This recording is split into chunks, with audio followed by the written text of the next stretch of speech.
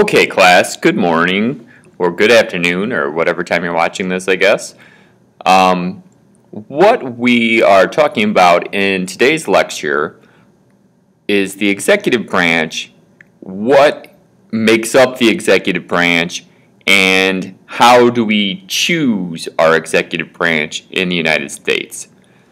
When we discuss the executive, there is a tendency to focus on just the president, when in reality, the executive branch is more than one man. It is actually the largest branch of government. You know, yes, there's only one president, but there are literally hundreds of thousands of people that make up federal employees and are actually part of the executive branch of government. What we're referring to is this bureaucracy, the complex organization that maintains the day-to-day functions of government. Everyone who works at a federal government office, anyone who is a member of the armed services, anyone who works for the FBI or NASA, they are all federal employees. And the executive department includes those workers. So that's the first part of our discussion. If you look in your book on page 366, they actually try to spell out some of the wider parts of the executive branch. Now, the president himself has dozens of offices that work out of the White House. You know, the White House staff, the vice president's staff, economic advisors, the National Security Council, many of these different employees, which are literally hundreds of people that work in the White House, many of them, and they're part of the executive office of the president, sometimes called the West Wing of the White House would be the executive offices. But there are also these executive departments, which we'll talk about in a minute. There are 15 of them that handle federal responsibilities and the enforcement of law and a variety of responsibilities that go with the president's job and the executive branch of the federal government. And there are also all these independent agencies that he is also a boss of. Amtrak, train transportation, the CIA, which is a spy agency, the Environmental Protection Agency, the Federal Communications Commission, Federal Deposit Insurance Corporation. There are like dozens of these offices and agencies, and the president is in charge of them, but there are thousands of people who work up and make up the bureaucracy of the executive branch. Let's talk a little bit closer about the departments. There are 15 key departments in the executive branch, and they help administer various federal laws and programs. The boss of an executive department is referred to as a secretary. So secretary of blank, meaning what department they're in. Secretary of State, Secretary of Defense, Secretary of the Treasury, Secretary of Homeland Security. That is the title that they are given. There is one department that is weird, and that is the Department of Justice. They are referred to as the Attorney General. Okay, and I wrote Justice Department, Department of Justice, Justice Department. Those phrases are practically interchangeable, and people use them either way. So there are 14 secretaries and one attorney general, and they make up the chiefs of the executive departments make up an organization called the President's Cabinet. I do not know why it's cabinet, so I apologize. I should Google that at some time. But the 15 secretaries put together make up the cabinet, and they advise the president on all sorts of affairs. Page 374 on your book goes into some of the roles of the various departments. I think some of them are pretty self-explanatory, like the Department of Education helps with schools. The Department of Transportation is about airplane safety and car safety. Department of Labor regulates the workplace and makes sure that minimum wage is enforced and that jobs are safe. Department of Agriculture helps with farming. Some of them that I want to highlight that might not be as obvious to people. The Secretary of State, that's the very first department listed. That's a pretty critical department. They deal with foreign policies, and that's a huge job of the president as a chief diplomat, is to travel to other countries. All of our embassies overseas are handled by the State Department, so that's a pretty big deal. Another one that might not be obvious to people is the Interior. Interior almost seems somewhat backwards because this is about our great outdoors, the public lands and wildlife refuge is, and national parks. Those are all part of the Department of Interior. So our great outdoors are protected by the Department of Interior, Yosemite, Yellowstone, those sort of things. Okay, our most recent one is the Department of Homeland Security that was created after September 11th to protect us from internal threats. Now, really kind of weird are these three departments that are kind of similar. So Homeland Security is supposed to protect us in emergencies and border situations, protect our borders and safeguard our infrastructure from terrorism. Okay, that makes sense. But doesn't the Army do that too? And that's kind of weird because the Department of Defense provides military forces to deter war and protect the nation's security. And that's the Army. So these are different sorts of agents that, TSA agents at airports and Border Patrol are all part of Homeland Security. The Department of Defense are like military forces. The Army, the Navy, the Marines are part of the Department of Defense. So you're probably thinking, well, how about like the FBI? Where does the FBI fit? They stop terrorists, so aren't they Homeland Security? Not quite. They're actually part of the Justice Department.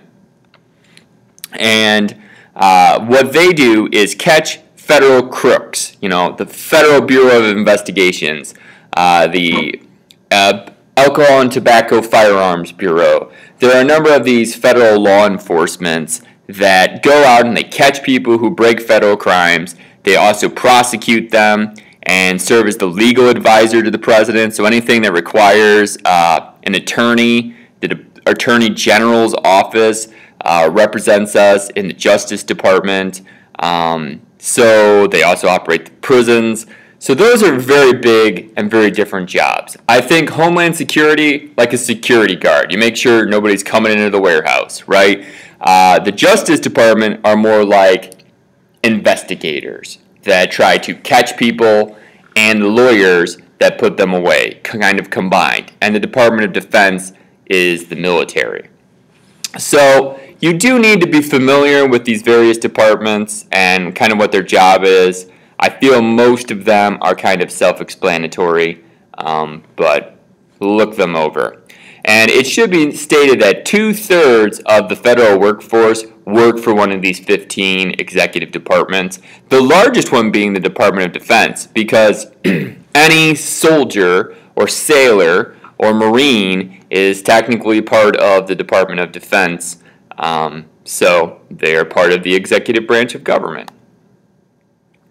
So being in charge of all these departments and the bureaucracy helps the president fill his many roles as president. Being the chief executive, being in charge of the Justice Department allows him to enforce law and be in charge of like the police.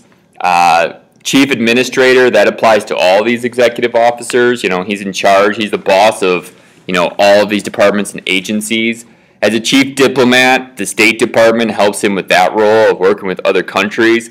And Commander-in-Chief refers to him as a military leader, and he is in charge of the Department of Defense, which is the entire armed services. So that makes sense. Another job that the president has that was not written into the Constitution, but has just sort of happened over time, is that he is the chief of his political party. Political parties were not something the Constitution created. They were sort of something that happened in American politics. President Washington, when leaving office, he gave these concluding remarks to Congress. And one of the things he warned about was the creation of political parties because he felt it would divide America and only give us really two choices. Well, sorry, George, but essentially that has happened in America. We have broken into two major parties, and you essentially have the choice of I'm going to be conservative and go Republican, or I'm going to be liberal and go Democrat. And it's, in a way, kind of unfortunate because many people fall somewhere in between. Not everyone is conservative on every issue or liberal on every issue, but the two-party system sort of makes that happen. And this shows the makeup of the United States House of Representatives, and the blue are for the Democrats on the left, right? The R is Republicans. You will note that there are a couple of, independents. So you got these three people that don't identify with any party out of the 435 members of Congress. So that's pretty rare. Now, not every country works that way. On the right, I have an illustration of Canada, and Canada is a true multi-party system. They have a Conservative Party, a Labour Party. I don't know the names of all four of their parties, but they have a Socialist Party. They have multiple parties in their House of Commons, and the makeup sort of, changes. You have 4 or 5 recognized people, an independent here and there, and their government lends themselves better to these coalitions and these different parties. But because of America's kind of structure, a two-party system is essentially what we have. Why? That's the good question. The two major parties exist at all levels of our government, from the national government to the state government. Even local people running for mayor often claim a political party. And the political party has a vast network behind it. It's much easier for corporations that want to get involved in politics or donors to donate to a major political party than it is to an individual. And next class, I'm going to talk about campaign financing and lobbying and how all that came to be. But funding becomes crucial. It costs close to $1 billion to run for president with advertising and things like that in the modern market. And to do that, you pretty much have to have the support of a major political party. And they have billions of dollars in assets. America does have other parties, but it's very difficult for them to get traction. And I'll talk about the 4 different parties in a minute, but essentially, because of a number of ways that the American government is set up, the idea that we have winner-take-all elections, and you have to have a majority in Congress to get things passed, pretty much lends itself to a two-party system. This sort of circle diagram illustrates that the two-party system in American politics is pretty much a perpetual system that you're not going to see the end of. Because take, for example, the presidency. The presidency is a winner-takes-all system, meaning you get the majority of votes in a state, you win the whole state towards the presidency, and that contributes to the Electoral College. So really, if you come in second, there's no reward, right? There's only one winner. And so people say, well, if I'm a Democrat, my vote is wasted, and a Republican wins my state, my vote is wasted. So why even vote, right, if I'm not going to win? And then some people would say, well, if you want to come up with a third new idea, I'm not going to support that because it's never going to win an election. So I'm discouraged by this, so why ever start a third party? And so third parties never happen, and so existing parties keep getting voted into office, and they can make rules that perpetuate their power, gerrymander districts so that they're safe, and set up campaign finance rules that favor these major parties, and so it just continues, and then they win elections, and the system just continues and continues. So the two-party system, for a variety of reasons, has pretty much become embedded in American politics. Now, it should be noted, there really are more than two parties, and if you want to get technical about it, United States government is a two-plus party system. There are third parties that exist, but they just don't win elections, and they don't become president. Okay, Miss Welch, go away. I don't want that to show up right now. All right, but anyway, so one example of a third party is called an ideological party, and they are focused on a certain set of beliefs. Examples of this would be the socialists. They want, more government control of the economy. Or the libertarians, which are essentially the exact opposite of that. They want the government to get as small as possible. They're very anti-federalist, super conservative in saying that the government should just be as small as possible. Then, every once in a while, you get the single-issue parties that run.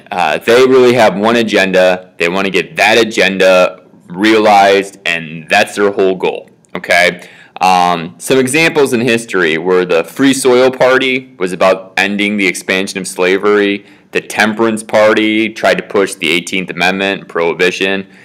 Today, some states you'll see a Right to Life Party, people running against abortion, and trying to get that. So they really have a single issue, and what these parties tend to be very short-lived because, hey, slavery's not around anymore. The prohibition was a terrible failure. So once these parties kind of get their agendas realized, they tend to fade away. Or when one of the major parties recognizes them and takes that into their party, they kind of go away too.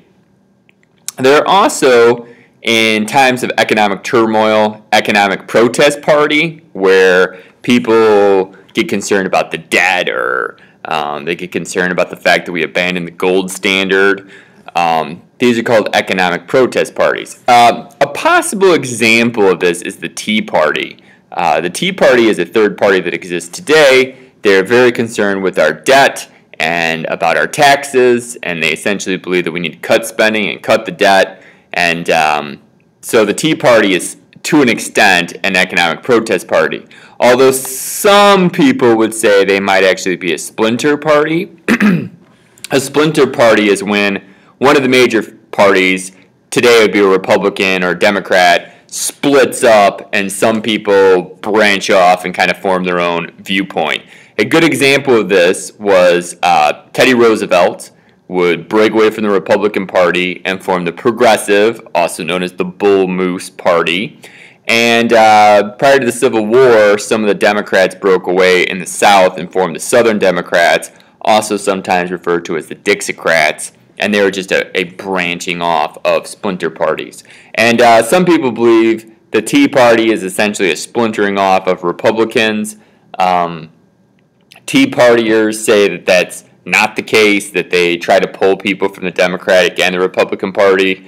And perhaps that's true, but I would have to say probably the vast majority of people who would be identified as Tea Partiers would have voted Republican.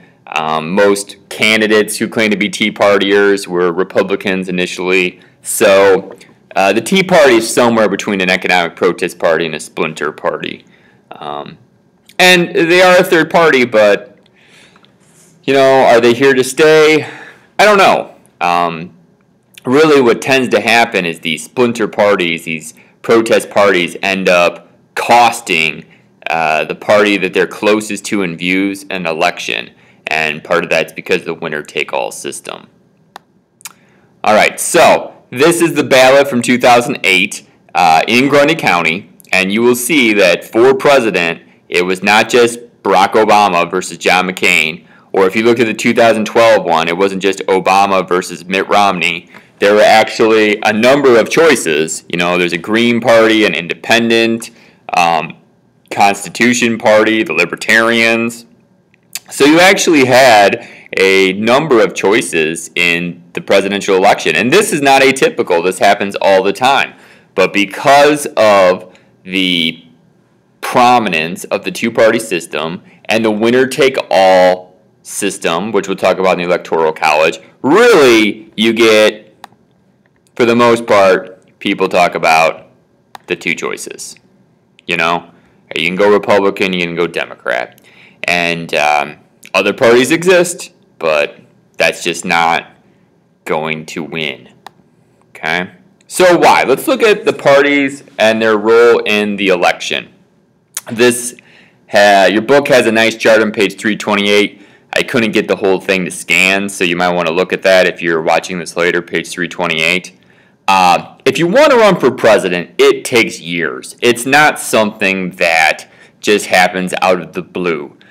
Hillary Clinton, what is this? This is 2013 that I'm making this video. She has discussed the possibility of running for president in 2016.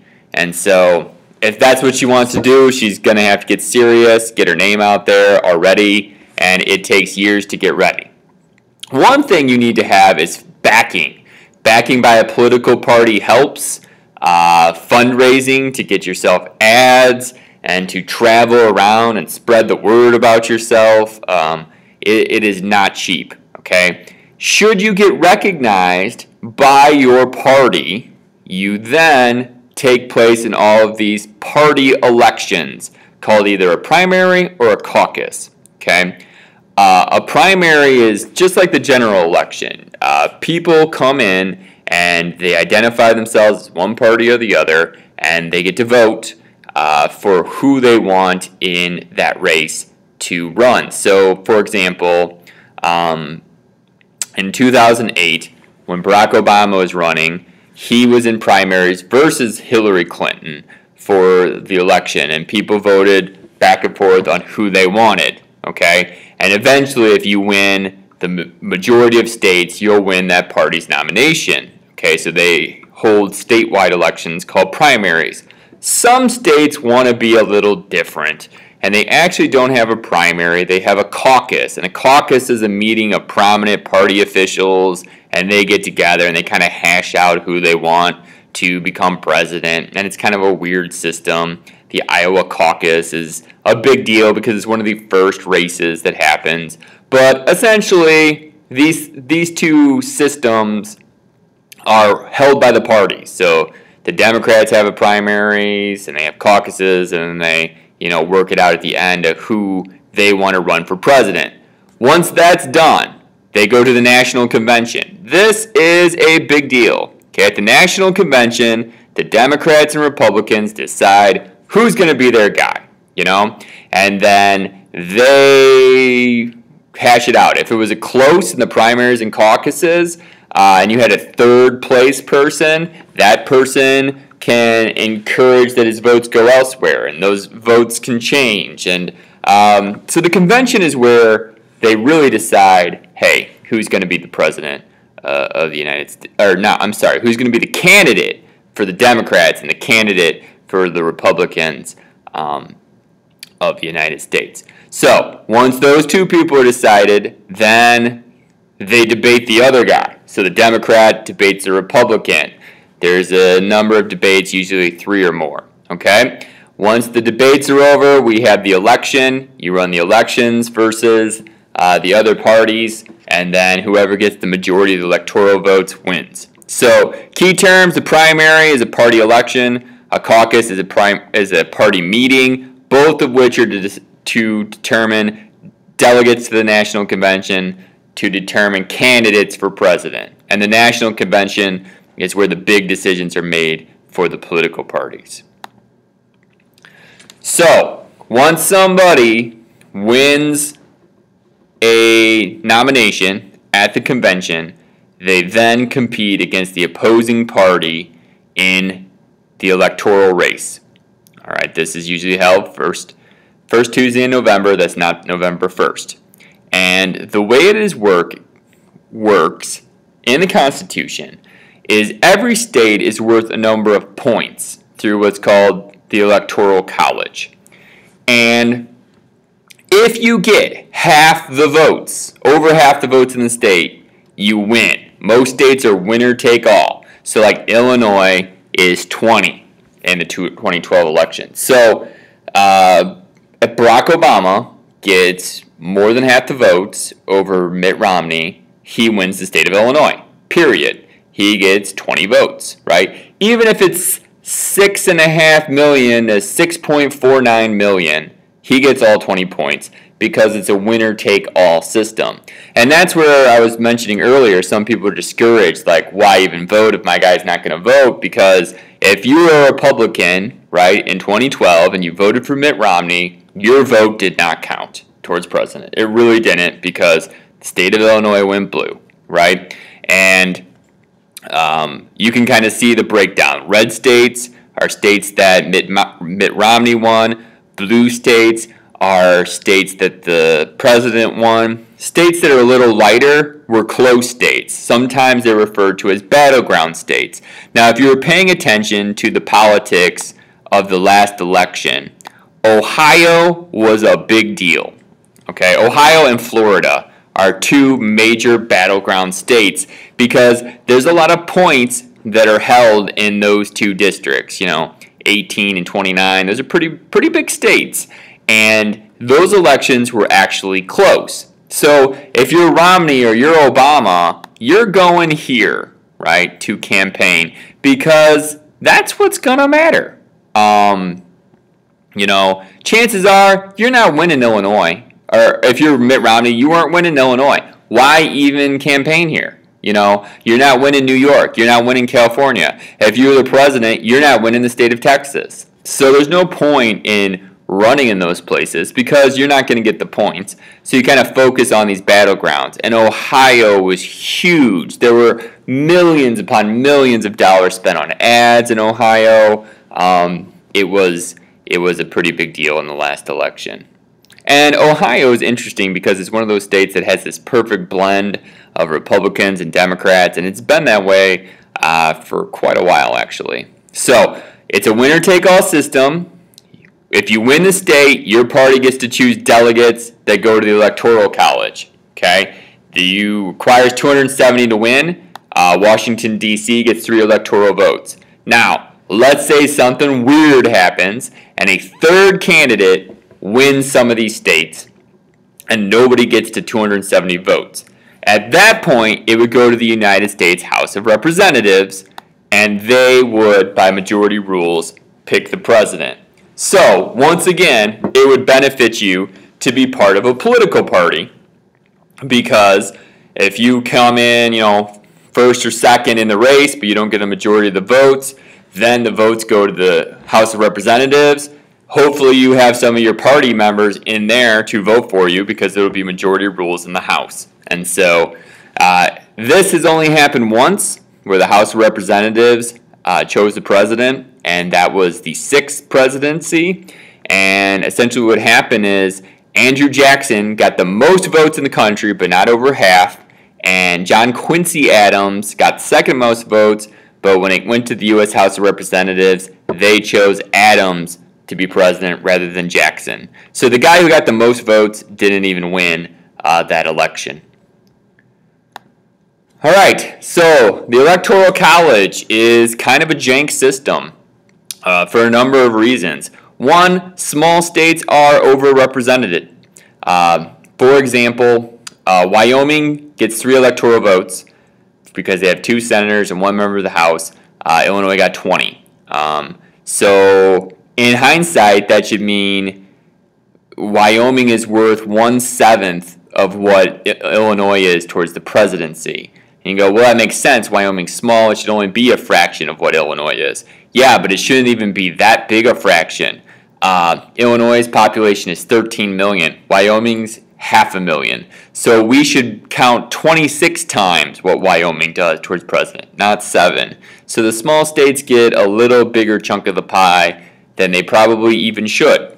It is theoretically possible for the person to get the most votes to lose. If you win some states in a landslide, but those battleground states you barely lose, technically it is possible that more people in the country could have voted for a guy to be president and for him not to win the Electoral College because of the way the states broke down and could lose. That essentially happened in 2000. In 2000, more people in the country voted for Al Gore to be president than George W. Bush. But because of the way the Electoral College worked, Bush won over Al Gore. And a third party can also be a big problem, because if a third party runs, what will happen is they're going to detract votes from the person close to them. So if you have really super Republican guy, okay, he's on the right, okay, then you have the Democrat over here, okay, if it's only a vote between the two of them, well, let's say this guy would have got 49% of the vote. Sorry, this is kind of slow to write. And this guy, 51, vote for the conservatives. Okay, this guy wins. Yay, he's happy. All right, but if you have super conservative man and he runs, I'm gonna put super conservative man over here, and he's so conservative, not many people like him, but some who would have voted for this guy do. So let's say 3% vote for this guy, and all of a sudden this guy gets 48% of the vote. Hey, guess who wins? The liberal. Yay, now he's happy, right? Because he will beat him and he will get all the votes. So he wins the presidency, or whatever. He wins all the electoral votes from that state. So third parties really tend to mess it up. Conservatives would have won this state, but all of a sudden you got this weirdo Tea Partier that comes along, steals 3% of the vote. He doesn't get as many as the Democrat wins. So third parties really stink when it comes to the Electoral College, and they just mess things up for their own constituents. The people who want to vote for the third party, or the party that's closer to it, are the ones that get messed up the most from this. So, how could we fix this? Well, your book proposes a number of interesting solutions. One, why don't we just vote on it? A direct popular election. It's a good idea, majority rules. That's not what the Constitution says, so we'd have to make a constitutional amendment. Also, then if the election's very close, we have to count every vote down to the last, vote, and so that could actually delay the determination of the election, but hey, it is worth a shot. And then a couple states do also use these two plans. A proportional plan means you would give a fraction of your state votes in the Electoral College. So like if it were split down the middle in Illinois, 10 would go to Romney, 10 would go to Obama. So that makes sense. And some people want to break it up into districts, and you win each district, and those districts go towards the Electoral College. So those are some other alternative options. But as it stands right now, it's mostly winner takes all. Some states have used proportional plan, some have used district plan. A direct popular election is not what the Constitution says, so we still have the Electoral College. All right, that was a lot of information. So, in review, what other groups make up the executive branch? Take a second and try to think of it. Agencies, yes. Departments, right. Cabinet members, the military, those are all the executive departments. What do we call the head of a department? A secretary. Which department does not have a secretary? Department of Justice has an attorney general, and all those people put together are called the cabinet. All right, what department handles diplomacy? That would be the state, the national parks, interior. Which department is the largest? Correct, defense. And is the newest? Department of Homeland Security. Is America a two-party system or a multi-party system? Kind of a trick question. It is a two-party system, okay? Yes, third parties exist, but they're pretty much jokes, right? They don't win elections. So two-party systems are where we're at currently. At what level of government do the parties have influence? All levels of government. All right, the four types of minor party. See if I can remember these without looking back. Ideological, single issue, economic protest, And the last one was a splinter party. What are the major steps to being elected president? Well, you got to raise money, you have to fundraise, you have to run in the primaries and caucuses, win the national convention for your party. Then you compete against the other party, you debate them, there's a national election, you get a majority of votes in the Electoral College, boom, you're the president. The difference between a primary and a caucus, a primary is like an election, a caucus is more of a meeting of party members. How is the presidency won? Oh, I meant won. My bad. Through electoral votes in a winner-take-all electoral college system. Okay? And perceived problems with the way we elect the president. Well, the guy who gets the most votes might not win. That's a pretty jank system overall. So, there you go. That was a lengthy note discussion, but I hope you find it helpful.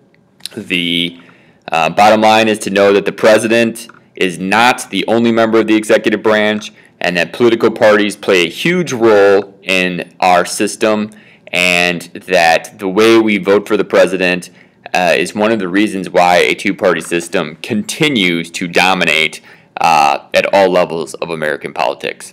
All right, thank you very much.